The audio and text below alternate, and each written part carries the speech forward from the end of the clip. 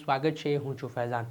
બગદાણાના કોળી સમાજના આગેવાન નવનીતભાઈ બાલદિયા પર હુમલાની ઘટના બાદ હવે એસઆઈટી દ્વારા મોટી કાર્યવાહી કરવામાં આવી હતી, જેમાં એસઆઈટી દ્વારા આ કેસમાં જે રીતે કોળી સમાજના પહેલાથી જ ગંભીર આરોપો સામે આવી રહ્યા હતા જયરાજ આહિર ઉપર, તે મામલે આરોપીની પૂછપરછ કરવામાં આવી। કેટલાક એસઆઈટીએ સવાલો કર્યા ત્યારે જયરાજ આહિર જવાબ ન આપી શકતા એસઆઈટીએ તેની ધરપકડ કરી હતી।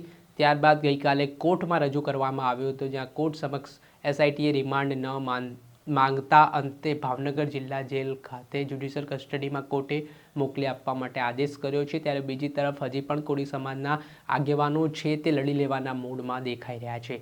આને લઈને આગામી 1 ફેબ્રુઆરીએ મંત્રી જીતુ વાઘાણીના ગઢમાં તેમના મત વિસ્તારમાં કોળી સમાજના લોકો ન્યાય સભાનું આયોજન કરી રહ્યા છે અને આ જે ન્યાય સભા છે તેમાં આ પ્રકારના ભવિષ્યમાં હુમલાઓ ક્યારેક ના બને કોળી સમાજ પર, ને જે રીતની પરિસ્થિતિનું નિર્માણ થયું આટલો દિવસ છે તે ન્યાય માટે આરોપીની ધરપકડ માટે વીતી ચૂક્યા, તેને લઈને આ સમગ્ર ઘટનાને લઈને રોષ ઠાલવવા માટેની આ સભા પણ કહેવાઈ રહી છે। ત્યારે આ બાબતને લઈને શું કહી રહ્યા છે એડવોકેટ કિશન મેર, કઈ રીતની તૈયારીઓ